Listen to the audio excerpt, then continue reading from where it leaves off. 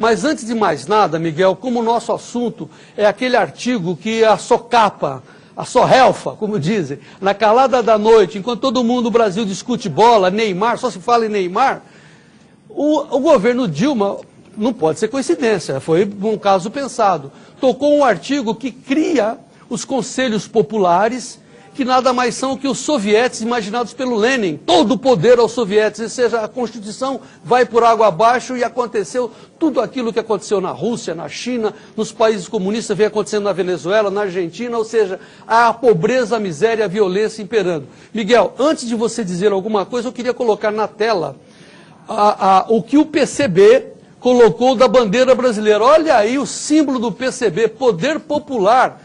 Olha a bandeira brasileira, o que eles fizeram, Miguel Daúde. Foi-se martelo, poder popular ao invés de ordem e progresso. É isso que eles querem para o nosso país, Miguel Daúde? Sem dúvida, João. Isso é um absurdo, né? Você colocar na bandeira brasileira esse slogan, né? Mas vamos entender, João, acho que é importante a gente entender rapidamente essa situação. Vocês se lembram que em junho do ano passado, quando houve as manifestações aí pelo Brasil afora, a presidente Dilma, ela tinha o desejo de fazer um plebiscito para mudar o regime político no Brasil.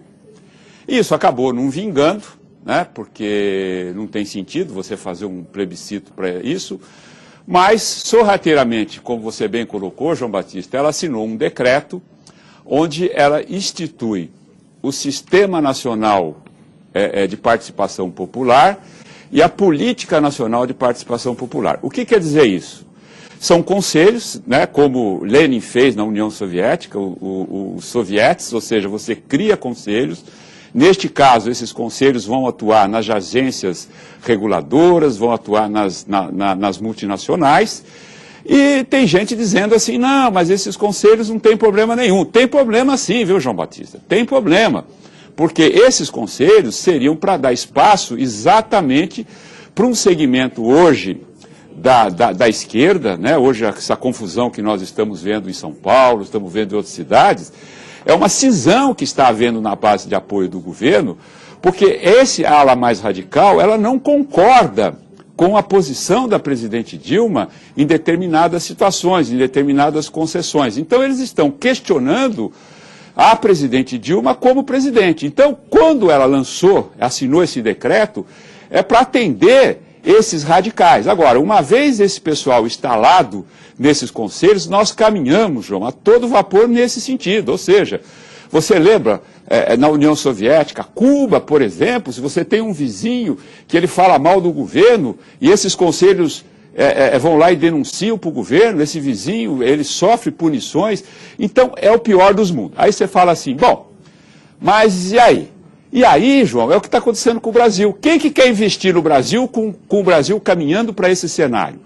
Como que está a Argentina, como está a Venezuela, como está o Equador, como está a Bolívia. Então nós não temos investimentos. Se nós não temos investimentos, nós vamos destruir o Brasil, vamos imperar, vamos colocar aqui dificuldades na saúde, educação, e aí esse tipo de governo, esse tipo de conselho, ele acaba se prosperando com uma bandeira que foi por eles mesmos criada exatamente para se perpetuar no poder.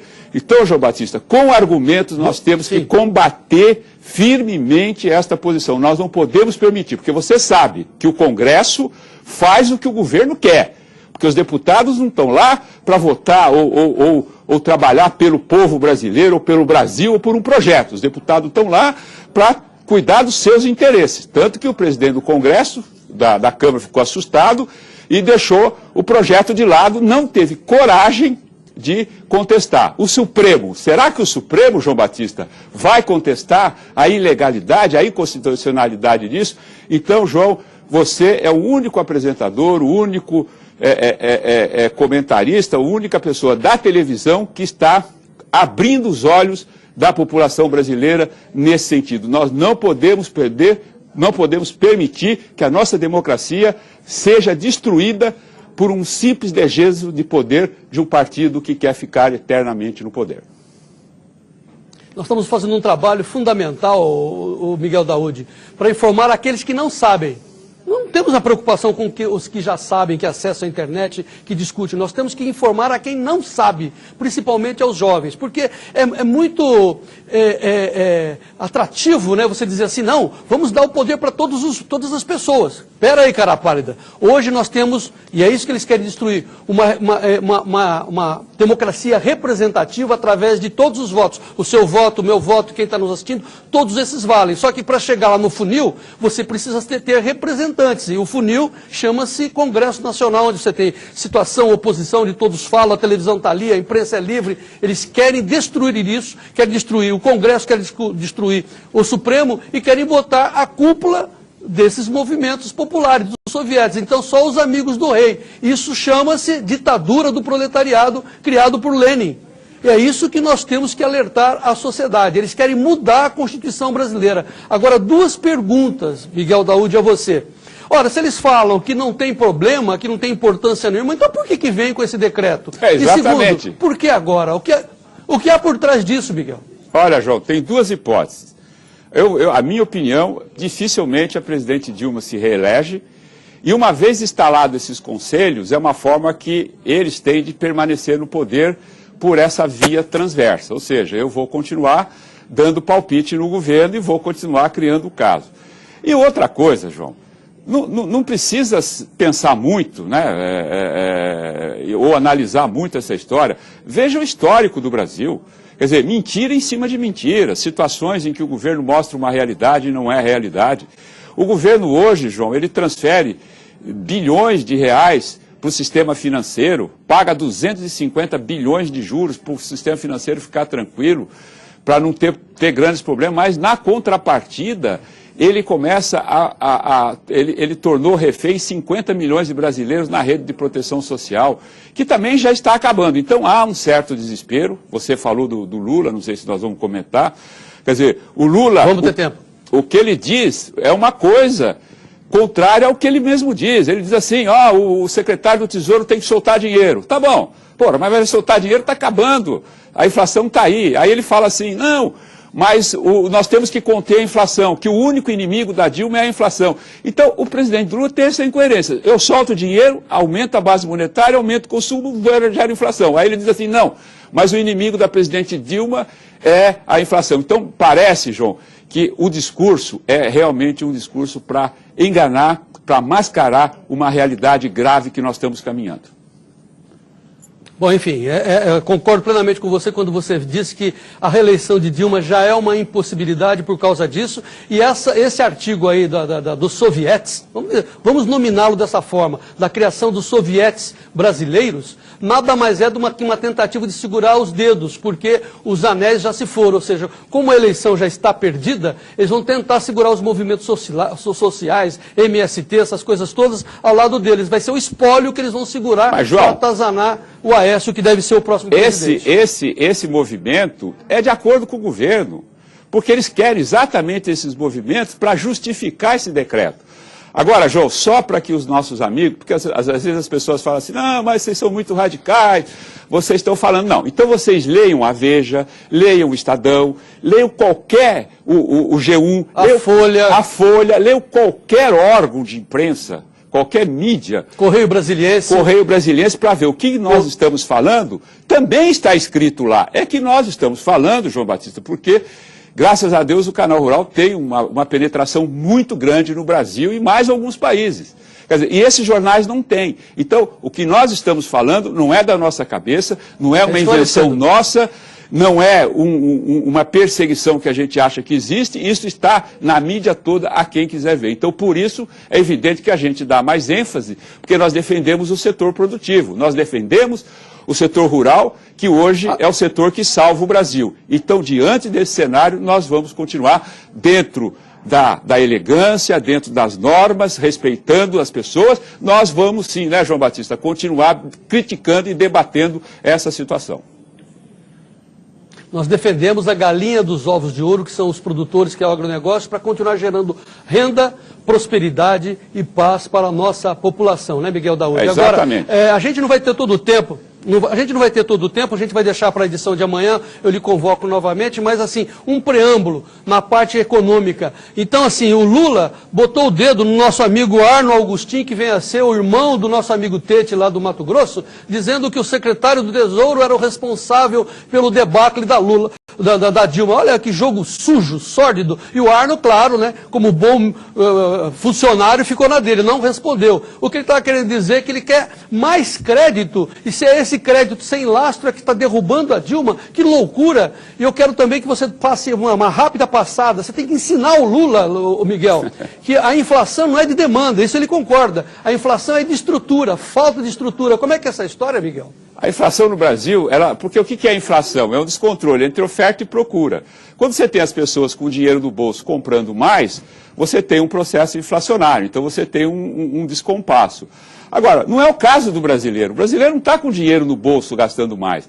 A inflação no Brasil ela é estrutural. Nós temos uma inflação reprimida. A inflação dos combustíveis, a inflação da energia, uma série de inflação. Hoje você vai produzir no Brasil com o câmbio, como a Kelly estava mostrando aí no seu comentário, dizendo que o Banco Central não quer um dólar mais alto. É lógico que ele não quer, porque se esse dólar sobe, a inflação vem.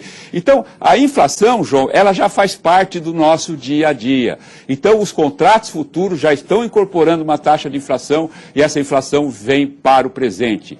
Então, o Lula, quando diz assim, não, o Arno ele precisa gastar mais, ao mesmo tempo ele diz assim, o inimigo da Dilma é a inflação. Então, continue, presidente, dizendo que o Arno não deve gastar mais. E, Arno, gaste mais, gaste mais. Isso vai ser bom para o Brasil, porque pelo menos nós...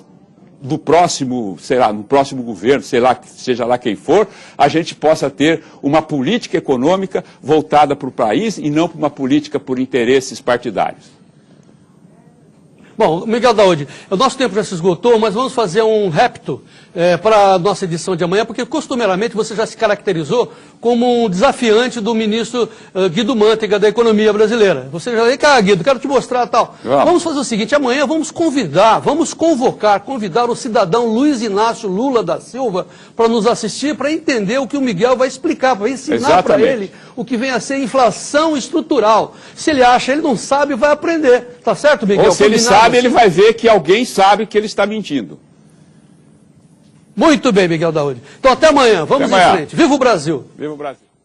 Miguel, vamos nos ater aos fatos. Fatos! Fatos, tão somente os fatos. Como disse, né, o James Carville, é a economia, estúpido. Ou seja, por que, né, pergunta o Lula, por que se nós estamos com pleno emprego, nós não temos inflação de demanda? Aí vem o Miguel Daoud explicar a ele que é inflação de estrutura, ou seja, não temos portos. Aliás, temos portos. Temos um único portinho lá, que é o de Mariel, não é isso? Isso nós investimos bem. Agora, aqui no Brasil, nada, né, Miguel? Então, assim, cadê os portos, cadê os estados? Por isso tem inflação? Essa é a explicação para essa pesquisa Focus de hoje, de 1,2 de PIB. Miguel. Pois é, João. Você sabe que a expectativa de taxa de juros, ela continua ainda muito alta, exatamente porque essa é a questão da inflação estrutural. Né? Independente de oferta e demanda, né, que são os instrumentos que acabam gerando esse fenômeno econômico que se chama inflação, você pode ter de demanda e pode ter de oferta. De demanda é quando está consumindo mais, e de oferta é quando não tem o produto. Agora, o problema no Brasil é que os custos sobem muito, João. Eu vou dar um exemplo. Né? As pessoas dizem assim, não, mas nós vivemos uma bolha imobiliária, né? As terras dos produtores estão muito valorizadas e podem cair de preço. Não vão cair de preço, não existe bolha imobiliária. O problema no Brasil é a questão de custo, porque quando você faz um financiamento, esse é um exemplo que eu estou dando para explicar essa nossa tese, João. Quando você faz um financiamento no Brasil de um imóvel, você financia no máximo 80%. Né? Então ainda tem 20%. Então o custo da construção no Brasil é muito alto. Então as pessoas dizem, não, mas um apartamentozinho lá de 30 metros, 38 metros quadrados está valendo 400, 500 mil. Isso vai estourar. Não vai estourar. Não vai, porque é custo. E isso ocorre em outros setores da economia, no agronegócio também. Quer dizer, a produção agrícola hoje. Aí a gente vê alguns analistas dizer o seguinte, não, mas agora o dólar vai acabar tirando a pressão nos índices de atacado, isso vai chegar no preço do consumidor. Não é verdade. O produtor que está nos ouvindo, ele sabe disso. Os custos estão cada vez maiores. O ciclo agrícola é muito grande. Então, o que nós vivemos hoje, João, é uma inflação estrutural. E inflação estrutural não se combate com taxa de juros, né? Há uma boa vontade do mercado em afirmar que vai combater, mas, na meu ver, não vai. E isso, a gente sabe, como você diz, a economia, né, João, é importante para a vida dos brasileiros, para a vida do consumidor. É o que... Né? Opiniões à parte é o que define a eleição. Miguel, por que a análise, porque a expectativa da Focus aponta a economia brasileira descendo de PIB para 1,2? Isso, claro que é fundamental. PIB significa emprego, né, Miguel? Eu vou repetir aqui o que a Kelly falou muito bem agora há pouco, né? Que, por sinal, a Kelly está fantástica nas suas explanações econômicas, análises econômicas. O que ocorre, João? Nós não temos credibilidade. O Brasil perdeu a credibilidade, né? Perdeu a credibilidade por uma série de fatores, por indefinição de que rumo nós vamos tomar politicamente, não tem investimento. Se você não tem investimento, você não gera riqueza. Se você não gera riqueza, você não cresce.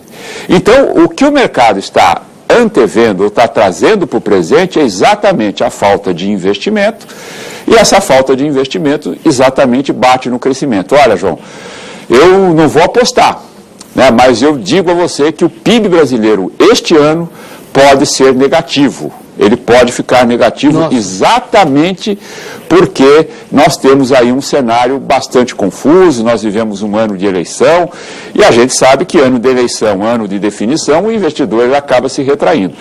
Então, o que a gente sabe é que o PIB vem caindo semanalmente exatamente por questão de credibilidade, que afeta o investimento e a que afeta o crescimento.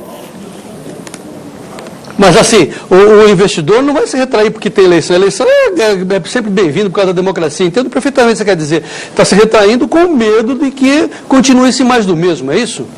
Pois é, João, exatamente. Essa política econômica que a gente vive é uma política econômica desastrosa, né? O ano de 2015 vai ser um ano de ajuste, a não ser que o novo ou o presidente que for eleito, sei lá, ou a presidente Dilma, ou um outro candidato, eles têm um compromisso com uma política econômica ajustada à realidade mundial e à realidade do país. O que nós não podemos é viver essa política econômica onde os gastos sobem mais que os investimentos, sobem mais, que a arrecadação. Nós temos um câmbio fora do lugar, você sabe que o câmbio destrói muita coisa. Agora aqui, João, na questão do câmbio, eu só queria te dar fazer um comentário. O seguinte, no ano que vem, primeiro trimestre, os Estados Unidos vão aumentar a taxa de juros. Aumentando a taxa de juros, vai haver uma fuga de capital. Havendo uma fuga de capital, né?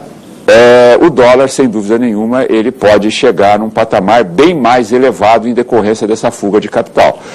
E com a alta do dólar, em decorrência da alta de juros nos Estados Unidos, pode haver uma queda no preço das commodities. Né? Isso a gente já comentou anteriormente. Essa queda no preço das commodities podem ser compensadas internamente, João Batista, pela alta do dólar. Né? Então, você vai trocar os seus dólares, o exportador, somente o exportador agrícola, por mais reais. Então, aquele ditado, né, João? Ganha na tampa e perde no suspiro. Então, essa mudança não é uma grande preocupação para o produtor rural. O que o produtor rural tem que se preocupar é com o custo.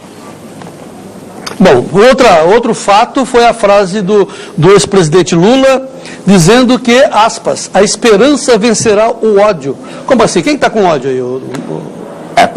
Você sabe, olha, João, eu só vou explicar isso da seguinte forma. Você sabe que Lenin, você sabe quem foi Lenin, você conhece, né? Lenin dizia o seguinte, acuse-os, olha, presta atenção, acuse-os do que você faz, né? Então eu tenho que te acusar daquilo que eu faço, e xingue-os do que você é. Então, na realidade, o que ele está transmitindo é uma estratégia. Aquilo que ele é. É uma estratégia, e essa estratégia, sem dúvida nenhuma, não tem nada a ver. O que ele está tentando fazer é jogar os ricos, os pobres contra os ricos, achar que existe uma elite branca. Quer dizer, como elite branca? O Brasil é um só. Então, essa guerra de classes que o presidente Lula tenta jogar hoje na sociedade, como forma de mostrar, olha, eu sou a favor dos pobres, ele é contra os pobres, então eu quero continuar no poder porque eu vou salvar a vida dos pobres. Então, isso são estratégias, né, comunistas, estratégias marxistas, que hoje em dia não existe mais. Porque se o comunismo fosse bom, não teria acabado. Porque ninguém admite, João. Como é que o ser humano, que é movido pela ganância, pela vaidade, pelo ódio, vai aceitar ter as mesmas condições do que o outro ser humano? Então a competitividade, o trabalho, o aprimoramento, o estudo, isso leva a um desenvolvimento.